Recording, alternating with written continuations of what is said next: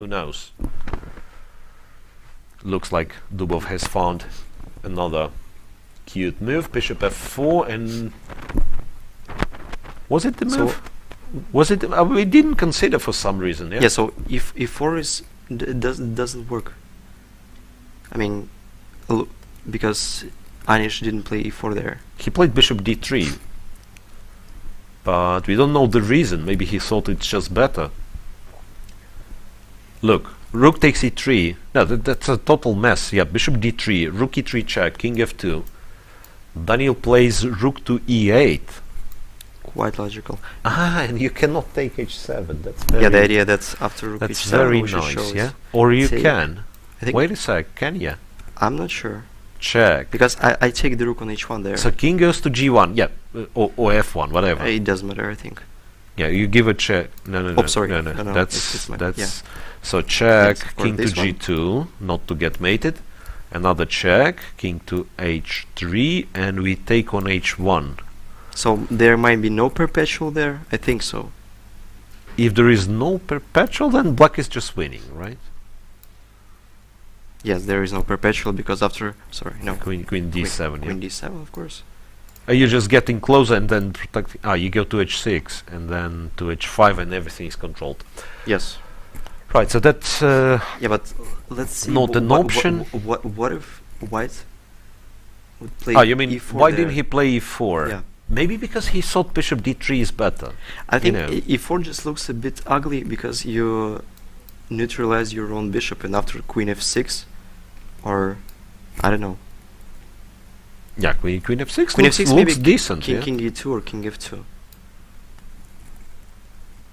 But then I just take, no? This, No, yeah, this is hanging. hangs. After king e2, by the way, I might take anyway.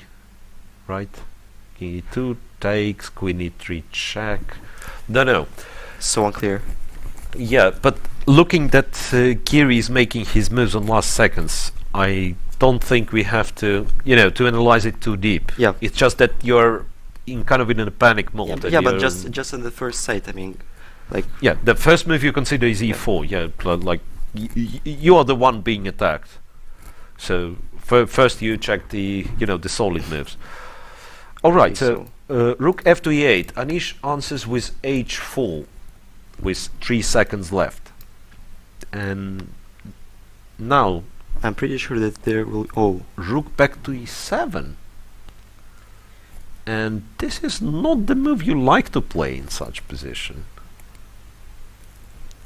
I'm not sure that white there have even a single threat because I think that h takes g5 is not a threat, isn't it? You mean you take the rook, right? Yes, I take the rook. Like you take there. Wait a sec. That's or, of course. Or you can you cannot take there. I think so. No, that. Yeah, but first of all, we have to make a move for black, right? On the other hand, not Yes, that but black I has think even there is like even c4. c4 c4. just to interrupt the harmony of. yeah, well, actually, c4 was interesting. So, what if this one? What does he do there? Maybe this, but Bishop e4 could be the move. Wow. Yeah, a draw agreed. Draw? All of a sudden. Yeah, rook back to e7. wow. Yeah, apparently Dubov offered a draw. Maybe he Yeah. blundered something. Because No, I believe the position is already unclear. I believe the sorry, position yeah. is already unclear. Over here, after h4, rook to e7, that was played. Rook takes, rook takes. Rook takes, rook takes. but even this position is in black's favor, no? I'm not sure. Ah, maybe this one, Takes no? on g5, yeah. And after queen h1 there is a cute mate. No, there is no mate, sorry. No, but just queen f4, no? Ah, there is check from e1. King I g2. go to g2. And no squares. And no checks. Wow. Queen takes on h1. Yes, Queen yes. f4, and then it's like I'm threatening mate. Yes. In fact, yeah, because material-wise, white is still an exchange down. Okay, maybe it's still equal after queen Queen e1 and e1 rook e2. here. No? Maybe it's like now black is playing for equality, Maybe it's clear after rook g7 as well. because I don't see a mate just yet. I mean, there is always a perpetual, but there is no mate. Right. Yes, this So this is probably just kind of safer, because I do think that maybe rook e2 and perpetual something. It was quite strange, because in the position after h4, yes, so we were... I think that Daniil has blundered something. Obviously. But wait, once again, so c4 is answered with bishop e4, we said, right? Maybe again, maybe we can take on g5 there, no? Same with thing. The same ideas. But not sure really. Like, okay, let's check just So briefly. just check the sorry, takes there. By the way, if we are... Yeah, maybe we have check and then rook e2, something like this. No? And king goes for a trip from h3 to g4. As a check, king g2, rook e2 check. Yes, so there are no other Bishop moves. takes, rook takes. And king is running, or not really, queen h1. Queen h1. You go to g4, right? Rook g2. Yeah, and we're winning a rook, but there is some h3. mating ideas. Queen h3, king f6. Huh. And queen b8 in the end, right? Yeah. No, because first I thought... But maybe this one. Queen b1. So unclear. Queen Like queen 1, queen e4. All of a sudden white might start... White is winning. Yeah, it's like... yeah. Okay, so... It was so confusing, ladies and gentlemen. At some point, I believe everyone should agree, Dubov had an opportunity. I mean, it was so promising, this attack. But what? Kudos to Anish Giri, saving what seemed to be unsavable game under the circumstances. He ran into opening preparation, he was very low on time, with particularly finding all those defensive moves on seconds. So yet another draw, and I was just informed that we will have an interview with them in some minutes, something. So let's just check two remaining games. Nepomniachtchi, to remind you, is up a pawn against Aronian. They just crossed the time control line. Looks like Jan is pressing. Yeah. Looks like he improved the situation a lot, and Mamedyarov's game against Wojtaszek is in progress.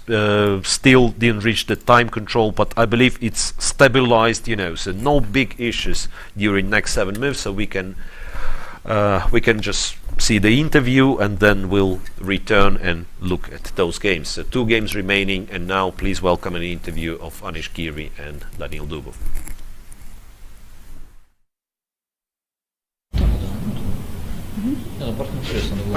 So we have another interview with Anish Giri and Daniil Dubov. So they made a draw. Anish, you were playing with the white pieces, and your opponent sacrificed a pawn in the opening. So were you surprised by it? Yeah, I think Daniil played it before, but I was not very well prepared anyway. So Daniil hasn't played it before, brother. You played it against Chipa, no? Really? Yeah? Where? World Rapid, no? Bad news. Okay. Yeah. Well, No, I mean, I expected it to be a surprise, actually. That's okay. Yeah, I mean, it was a surprise, despite that he played it before. I mean, I thought it was an interesting idea, but I didn't think it was serious. And okay, this is a serious tournament, but yeah, it was not very easy behind the board to refute it. And at some point, I think I got an interesting position, but then I started playing very, very badly. I think my sequence of moves I was very unhappy about at some point, and yeah, and then I thought I was losing, but at least practically, because I have 0 time literally, and black has initiative and definitely an advantage. And then I was definitely it's probably a bit too strong.